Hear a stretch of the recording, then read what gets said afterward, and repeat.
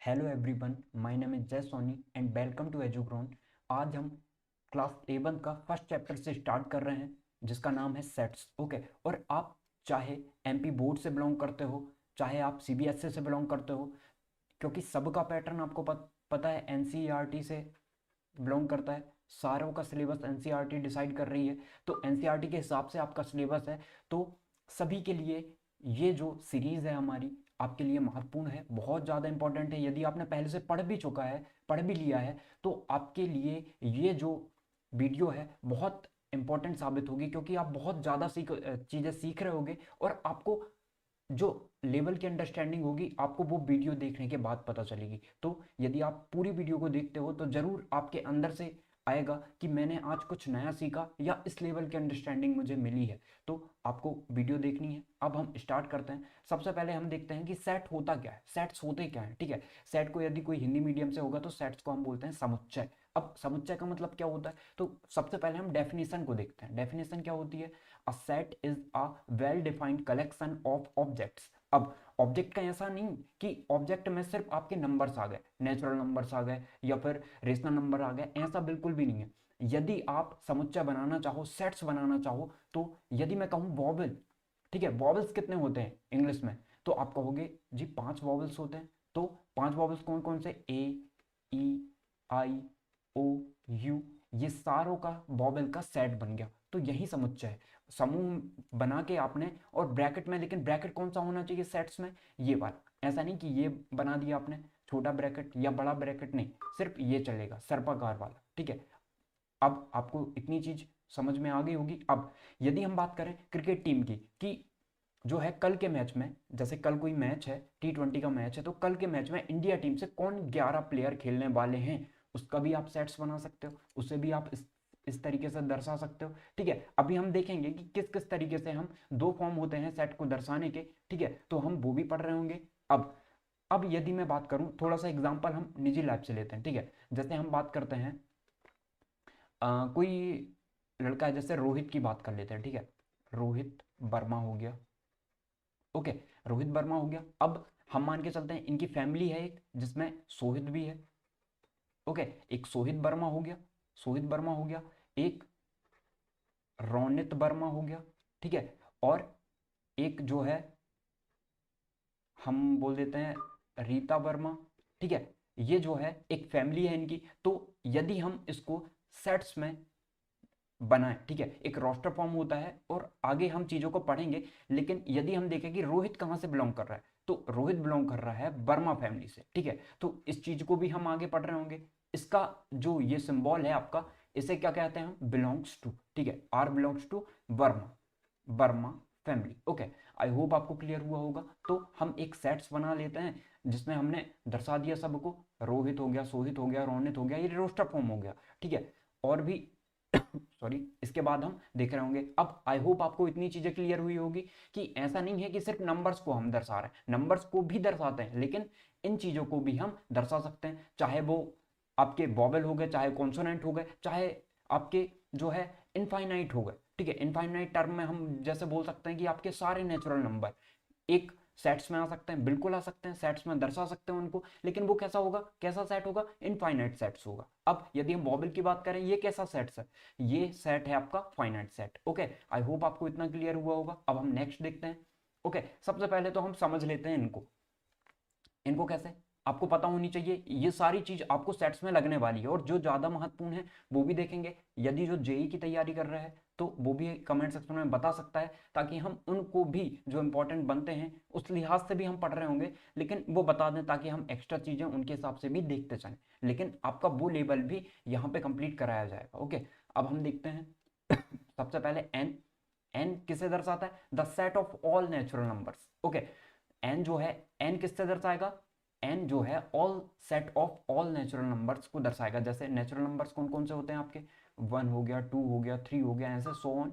ठीक है, ये किसका सेट हो गया? ये आपका नेचुरल नंबर का सेट हो गया। ठीक है, वैसे ही जेड, आप इंटीजर्स को जो है आई से भी दर्शा सकते हो, लेकिन ज्यादातर जेड से दर्शाया जाता है। ठीक है, तो आपको याद क्या रखना है? जैसे नेचुरल नंबर, नेचुरल का फर्स्ट लेटर जो है वो एन है, इसलिए कैपिटल एन से दर्शा देते हैं, लेकिन इंटीजर में ऐसा नहीं होता है। इंटीजर में ज़्यादातर बार आपको जेड से दिखेगा, ठीक है। अब इंटीजर्स कौन कौन सी होती हैं, तो आप कहोगे माइनस वाली सारी टर्म, 0 फिर -1 फिर -2, ये सो ऑन ऐसा चलेगा, फिर 1 फिर 2, ठीक है, ये भी आगे तक चलेगा इनफाइनाइट तक। तो हम बोल सकते हैं ये इंटीजर्स हो गए, ठीक है, ये इंटीजर्स हो गए। अब इसमें जो है आपके प्लस इंटीजर्स भी होते हैं और माइनस इंटीजर, पॉजिटिव इंटीजर्स भी होते हैं और नेगेटिव इंटीजर्स भी होते हैं। तो हम उन्हें कैसे दर्शा देते हैं, माइनस से माइनस इंटीजर्स को, नेगेटिव इंटीजर्स को, और प्लस से पॉजिटिव इंटीजर्स को। ओके, आई होप आपको इतना क्लियर हुआ होगा। अब क्यों से, क्योंकि ये सारी चीजें इसलिए पढ़ने की जरूरत है क्योंकि जब हम प्रैक्टिस कर रहे होंगे, क्वेश्चंस देख रहे होंगे, तब आपको ये सारी चीजें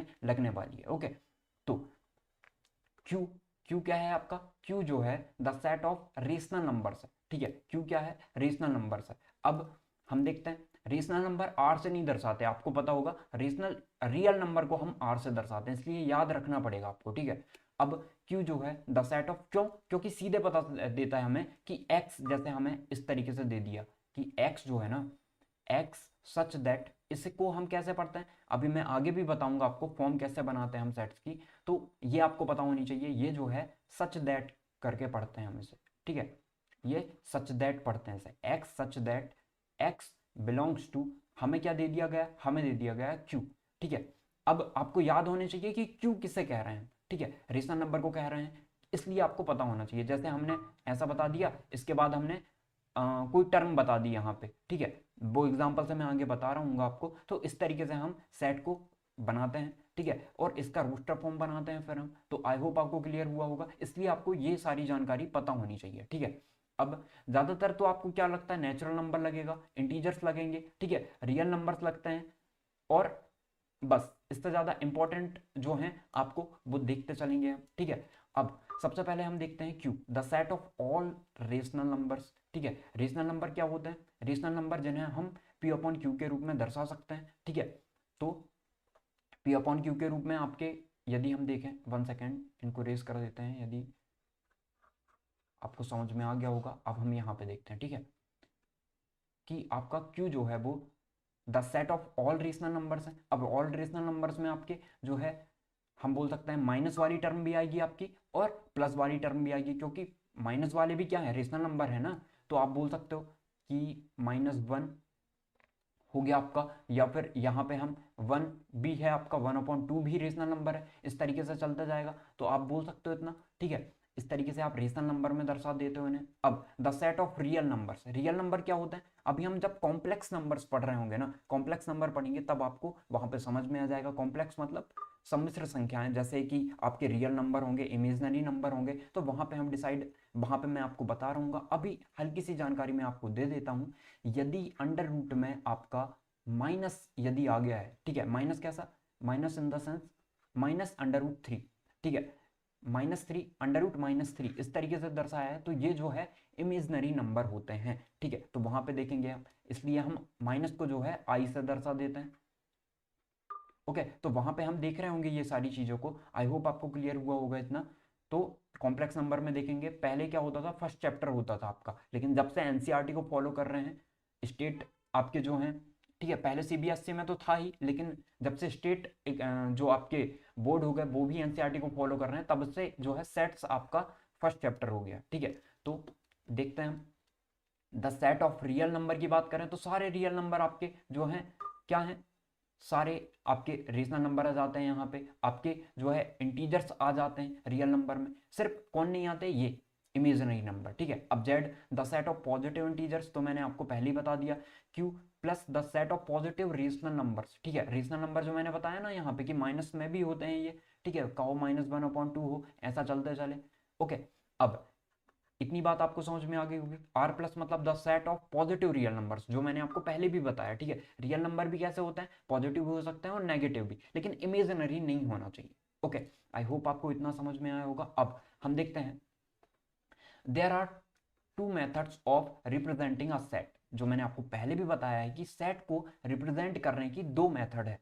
कौन कौन सी, एक तो रोस्टर और टेबुलर फॉर्म हम बोल देते हैं इसे। तो रोस्टर मतलब होता क्या है, सबसे पहले तो ये समझिए, पहले क्या होता था रोस्टर, हम आया कहाँ से, ये वर्ड कहाँ से आया, तो आपका बही खाता चलता था पहले पे, पहले बही खाता चलता था जिसमें हम सारी जानकारी लिखते थे, लेखा जोखा लिखते थे, ठीक है, एक एक चीज की जानकारी लिखते थे हम जिस किताब में, जिस बुक में, तो उसे हम रोस्टर कहते थे। जैसे एक एक चीज लिखने का मतलब, जैसे मैंने बोला आपसे कि हमने बोला कि आपके ऑल वॉबल्स, ठीक है, इंग्लिश अल्फ़ाबेट में सारे के सारे वॉबल की बात करें हम, तो आपको बताना है, तो रोस्टर फॉर्म में क्या होगा, हमने ए, ई, आई, ओ, यू इस तरीके से लिख दिया, ठीक है। लेकिन यदि आप सेट बिल्डर फॉर्म में जाओगे, सेट बिल्डर फॉर्म में जाओगे तो हम क्या कहेंगे कि यहाँ पे हम बोल देंगे कि ए कोई सेट है, ठीक है, ए कोई सेट हो गया, सेट बिल्डर फॉर्म में ऐसा लिखेंगे। यहाँ पे हमने क्या किया, एक एक चीज की जानकारी दी यहाँ पे, ठीक है, लेकिन यहाँ पे हम क्या कर रहे होंगे,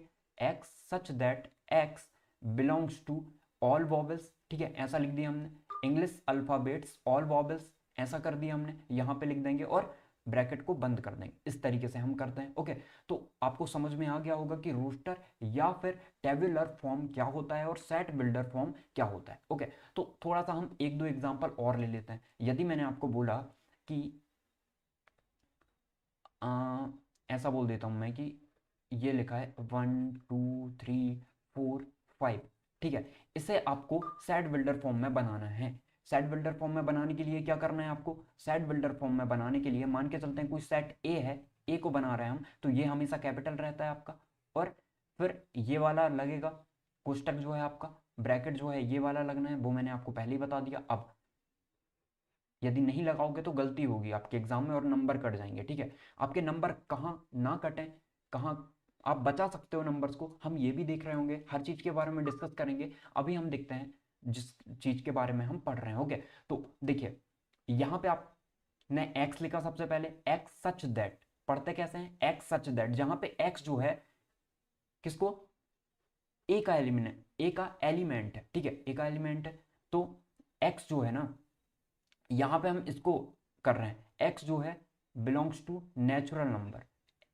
ठीक है, x belongs to natural number, मतलब x जो है एलिमेंट है सेट ए का, जो कि किसे रिप्रेजेंट कर रहा है, मतलब जो कौन है आपके, जो है x जो है कहाँ बिलोंग करता है, नेचुरल नंबर को बिलोंग करता है, मतलब नेचुरल नंबर ही होंगे सारे के सारे, ठीक है। और हमें क्या दे दिया गया है, एंड करके, या फिर आप जो है कॉमा लगा के भी आप दर्शा सकते हो कि x जो है ना वो बड़ा और बराबर होना चाहिए किसके, 5 के। आपने ये बना दिया कौन सा, सेट बिल्डर फॉर्म, इसका फॉर्म आपने ये बना दिया। ओके, आई होप आपको क्लियर हुआ होगा। तो इस तरीके से हम कर देते हैं, एंड लगा के भी कर सकते हो आप। तो आई होप आपको क्लियर हुआ होगा। ऐसे एग्जाम में क्वेश्चन पूछ सकता है आपके कि अ, आपको ये दे दिया गया होगा सेट बिल्डर फॉर्म, और आपको कहेगा कि आप इसका रोस्टर फॉर्म बनाओ, या फिर आपको रोस्टर फॉर्म दे देगा और कहेगा सेट बिल्डर फॉर्म बनाओ। तो आई होप आपको क्लियर हो गया होगा। थोड़े जब हम प्रैक्टिस वाले क्वेश्चन में, अभी हम थ्योरी कवर कर रहे हैं, जब हम प्रैक्टिस क्वेश्चंस करेंगे तब मैं आपको सारी चीजें वहां पे बता रहा हूँ, ठीक है। और हम बहुत ज्यादा से ज्यादा एग्जाम्पल करेंगे तो आपको सारी चीजें समझ में भी आ रही होंगी, ठीक है। अब हम देखते हैं नेक्स्ट, नेक्स्ट की बात करें हम, आई होप आपको क्लियर हुआ होगा। अब यहां पे दे दिया गया क्या, ए एक सेट है जहां पे हमें दिया कि x such that x is the square of all natural number, ठीक है। x जो है वो किसे बिलोंग करता है, कि सारे नेचुरल नंबर को बिलोंग करता है, स्क्वायर के, ठीक है। तो स्क्वायर होना चाहिए और नेचुरल नंबर ही होना चाहिए। तो यदि हम बात करें यहाँ पे, इसका हमें क्या बनाना है, इसका रोस्टर फॉर्म बनाना है। तो रोस्टर फॉर्म बनाना है तो आप क्या करोगे, सिंपली आप लिख दोगे स्क्वायर फॉर्म में बनाना है, is the square of all natural number. तो एक का स्क्वायर एक हो जाएगा आपका, दो का स्क्वायर 4 हो जाएगा, ठीक है, तीन का स्क्वायर 9 हो गया, ऐसा चार का स्क्वायर कितना हो जाएगा आपका, 16 हो जाएगा, और इस तरीके से हम चलते चलेंगे।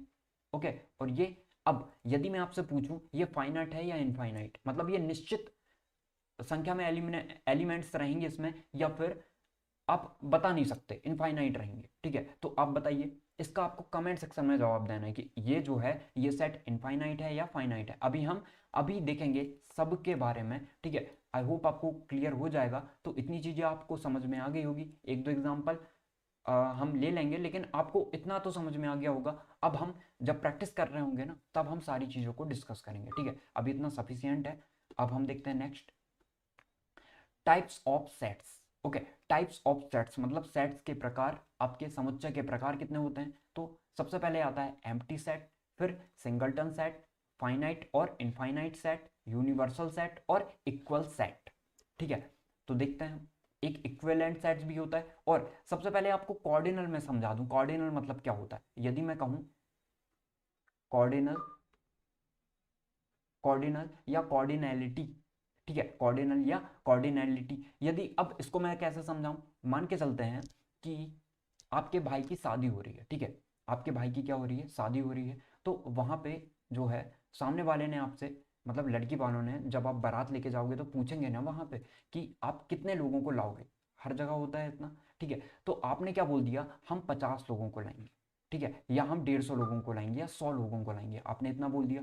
तो इसका मतलब क्या हो, आपने कार्डिनैलिटी बता दी, कार्डिनल नंबर बता दिया आपने कि कितने होंगे, एग्जैक्ट पॉइंट बता दिया। जैसे यदि मैं आपको कहूं कि 1 2 3 4 5 6 ये है, तो आप इसकी कार्डिनैलिटी बताओ या कॉर्डिनल बताओ इसका, तो आप क्या कहोगे, आप सिंपली गिनोगे, 1 2 3 4 5 6, 6 एलिमेंट है, तो आप क्या बोलोगे कि 6, इसकी कार्डिनैलिटी कितनी होगी, 6 होगी। तो आई होप आपको समझ में आ गया होगा कार्डिनैलिटी क्या होती है। क्यों ये चीज़ें इसलिए बताई, क्योंकि अब आगे काम पढ़ने वाली है, ठीक है। जैसे 50 है, एक सेट में 50 एलिमेंट्स है आपके, तो आप क्या कहोगे, उसकी कार्डिनैलिटी कितनी होगी, 50 होगी। 70 है, 70 होगी, ठीक है। जैसे बॉबल में कितनी होगी, आप कहोगे 5 होगी, ठीक है। कॉन्सोनेंट में कितनी होगी, आप कहोगे 21 होगी। इंग्लिश की बात कर रहा हूं मैं, ओके, आई होप आपको क्लियर हुआ होगा। अब एम्प्टी सेट की बात करें, एम्प्टी सेट क्या होता है, ओके, तो एम्प्टी सेट क्या होते हैं आपके। तो सबसे पहले यदि हम देखें, 1 सेकेंड, ओके, एम्प्टी सेट क्या होते हैं आपके। तो एम्प्टी सेट के लिए यदि मैं कहूं आपसे, जिसमें नाम से ही हमें समझ में आ रहा है, एम्प्टी मतलब खाली, जिसमें कोई भी एलिमेंट्स ना हो आपके, तो आप क्या कैसे दर्शा देते हो उसे, या तो खाली दर्शा दोगे, या फिर आप उसे उसे दर्शा दोगे फाई से। अब फाई कौन सा, फाई ये वाला, ठीक है। इसे मतलब एक गोला बना के यदि आप इस तरीके से बना देते हो, कुछ लोग इस तरीके से खींच देते हैं, आप जैसा भी बनाना चाहो, फाई कहते हैं इसे, ठीक है। फाई मतलब क्या होता है, एम्प्टी, एम्प्टी सेट मतलब खाली सेट है, बिल्कुल कुछ भी नहीं है। अब आपको सोचना चाहिए एक बात कि क्या कोई सेट खाली हो सकता है क्या, कोई सेट खाली हो सकता है क्या। चलिए ठीक है, देखते हैं, एग्जाम्पल से समझते हैं इसे। यदि मैं कहूँ आपसे कि यहाँ पे करते हैं, ठीक है, यहाँ पे बनाते हैं, 1 सेकेंड,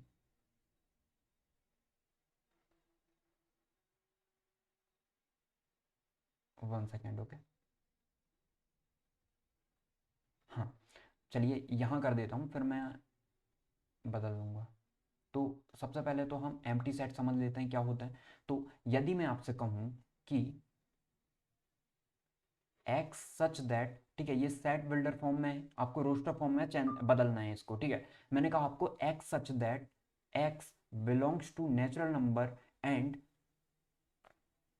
एक्स इज, हमने बोल दिया कि ये जो है 5, ओके, 5 बड़ा है x, 5 is less than x and x is less than 6, okay, and x belongs to natural number, okay. तो ये लिखा है आपका। अब मुझे बताइए कि कोई भी आप एक, मतलब आपको क्या बनाना है, रोस्टर फॉर्म बनाना है, आप बना के बताओ मुझे, ओके। पॉज कर सकते हो वीडियो और आपको कमेंट सेक्शन में बताने की क्या आ सकता है। तो अब मैं आपको बताता हूँ, ठीक है, आपने कमेंट कर दिया होगा आई होप। अब हम देखते हैं यहाँ पे कि यदि मैं आपसे बोलूँ कि x such that x belongs to n, मतलब x जो एलिमेंट्स है वो किसको प्रदर्शित कर रहा है, आपका n को प्रदर्शित कर रहा है, नेचुरल नंबर को दर्शा रहा है, ठीक है, मतलब नेचुरल नंबर के ही कोई ना कोई एलिमेंट्स हैं। अब आपसे मैं बोलूँ कि 5 जो है, 5x जो है ना, वो 5 से बड़ा है और 6 से छोटा है। अब आप मुझे कोई ऐसा नंबर बताओ जो कि नेचुरल नंबर है आपका, और वो 5 और 6 के बीच में आता है। क्या आप बता सकते हो, क्या 5 और 6 के बीच में कोई आता है। तो आप बोलोगे जी बिल्कुल आता है। तो आप कहोगे कि आपने कोई एक नंबर ले लिया, ठीक है, जैसे मैंने बोला कि आपने 11/2 ले लिया, आप बोलोगे कि ये तो 5 और 6 के बीच में आता है। लेकिन मैंने क्या बोला आपसे, मैंने आपसे रेशनल नंबर बोला नहीं, मैंने क्या बोला कि x belongs to natural number. तो x जो है n को बिलोंग करता है, नेचुरल नंबर को बिलोंग करता है, तो ये तो आंसर सही नहीं होगा आपका। तो क्या होगा, आप बोल दोगे कि यहाँ पे जो रोस्टर फॉर्म है इसका 0 होगा, मतलब कुछ भी नहीं आएगा। तो 0 नहीं लिखना है आपको, या तो खाली रखना है या फिर 5 से दर्शा देना है, ओके। आई होप कि आपको क्लियर हुआ होगा। अब हम नेक्स्ट देखते हैं, इसे इरेज कर देते हैं हम, ताकि हम और चीज़ें समझ पाएँ यहाँ पे। आई होप आपको क्लियर हो गया होगा। और पॉज करके आप स्क्रीनशॉट ले सकते हो, लेना चाहो तो, ओके।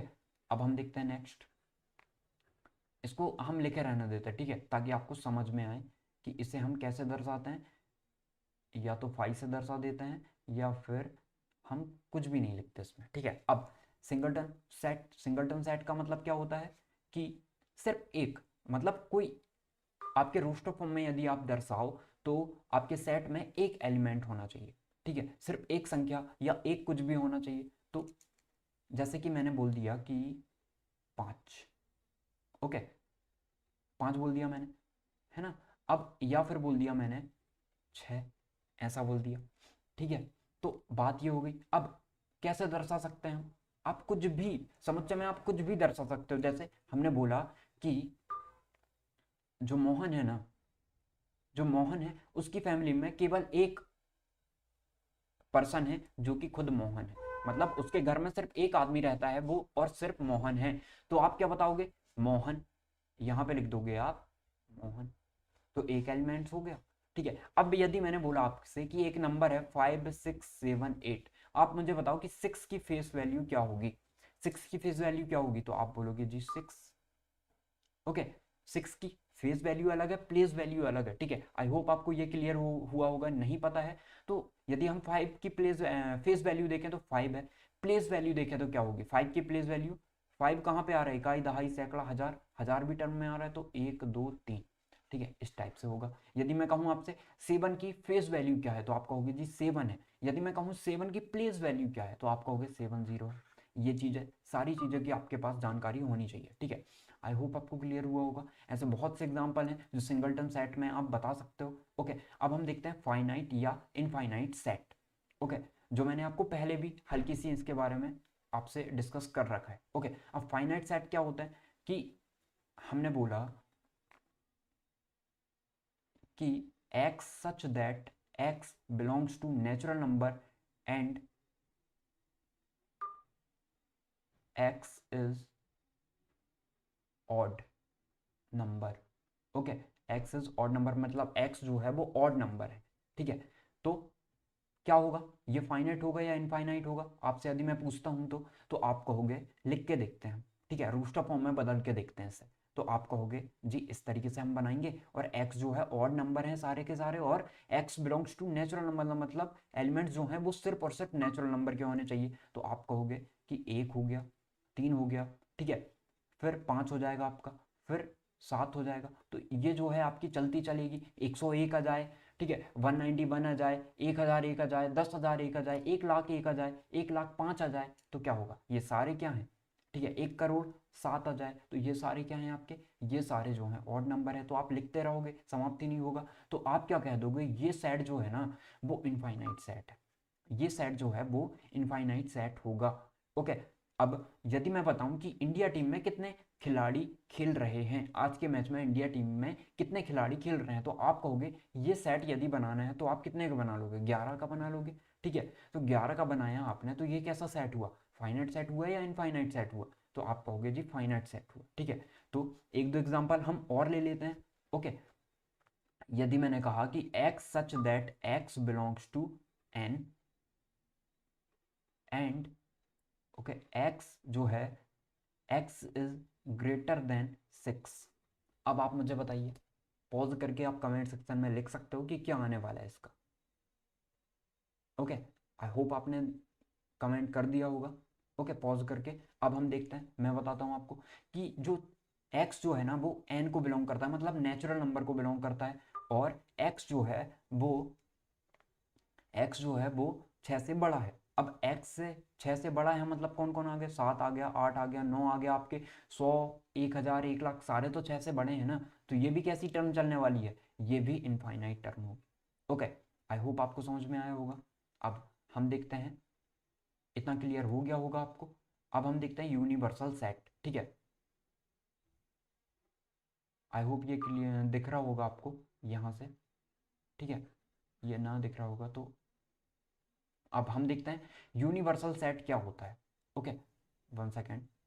यूनिवर्सल सेट क्या होता है, यूनिवर्सल सेट मतलब जैसे मैंने आपको बना दिया कि एक ये ए है, okay, A equal to roster form में बना रहा हूँ मैं, 1 2 3 5 8 9, ओके। एक बी है आपका, एक सेट बी है जिसमें सॉरी, जिसमें दे रखा है 4 7 10 11। ओके, एक सेट और है सी जिसमें आपको दे रखा है 12 14 16, ओके 19, इस तरीके से। तो आपको यूनिवर्सल सेट बताना है। यूनिवर्सल सेट मतलब महान सेट आप बोल सकते हो, जिसमें सारी की सारी चीजें उसमें समाहित हों। आप ऐसा बोल सकते हो कि सारी की सारी चीजें समाहित है, इसका मतलब क्या आप इसे एक चीज में रख के एक सेट में बता सकते हो? वही यूनिवर्सल सेट हो जाएगा कि आपका सेट ए भी उसको फॉलो कर रहा हो, उसी के एलिमेंट्स हों, ये बी भी उसी के एलिमेंट्स हों, ये सारे के सारे, ठीक है, सेट सी के भी सारे के सारे एलिमेंट्स उसमें समाहित हों।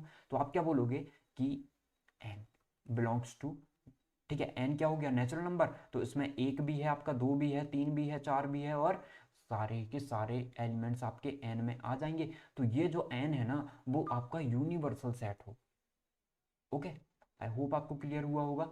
अब इतनी बात आपको समझ में आ गई। अब हम देखते हैं यूनिवर्सल सेट, आपको आई होप समझ में आ गया होगा। अब हम देखते हैं इक्वल सेट, ठीक है। इक्वल सेट का मतलब क्या होता है? इक्वल सेट मतलब यदि ए जो है ना वो आपका 1 2 3 दे रखा है, ए जो है आपका क्या दे रखा है 1 2 3, और बी जो है आपका वो दे रखा है 1 2 3, ठीक है, ये भी 1 2 3 दिया है, ठीक है। इसमें कार्डिनलिटी कितनी है? आप कहोगे जी 3 है। इसमें भी कार्डिनलिटी कितनी है? कार्डिनल कितने हैं? 3 है, जो मैंने आपको पहले बताया था बाराती वाले एग्जाम्पल से। ओके, तो आई होप आपको क्लियर हो गया होगा।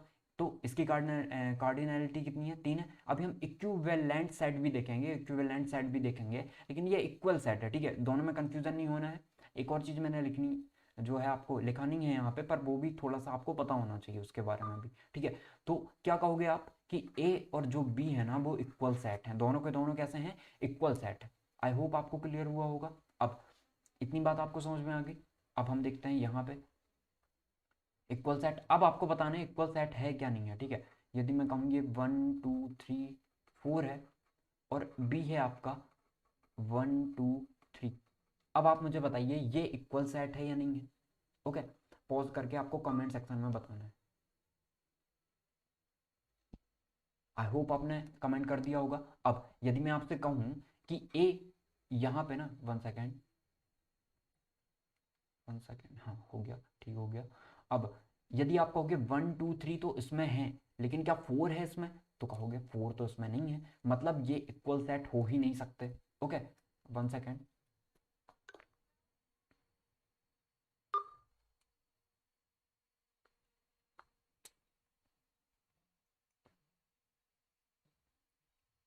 ओके, तो ये जो है वो इक्वल सेट हो ही नहीं सकते। इसका मतलब यहाँ की कॉर्डिनलिटी जो है, कॉर्डिनल जो है वो भी सेम होने चाहिए, और उसके नंबर्स भी सेम होने चाहिए, मतलब जो एलिमेंट्स यहाँ पे हैं वो भी यहाँ पे होने चाहिए, तभी वो इक्वल होंगे। ओके, अब यदि मैं आपसे कहूँ कि ए जो है वो लिखा है SCHOOL, ये है, ठीक है। इसमें हम इस तरीके से बना देते हैं, एक आपका ये हो गया, और बी जो है आपका वो हो गया COHO।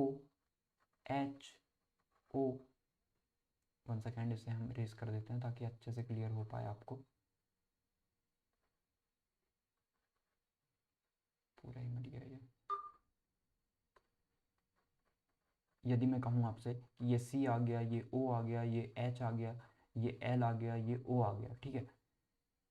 तो अब आप मुझे बताइए कि कोई चीज़ छूट गया। हाँ, 1 सेकेंड, यहाँ पे S और लिख लेते हैं हम, ठीक है।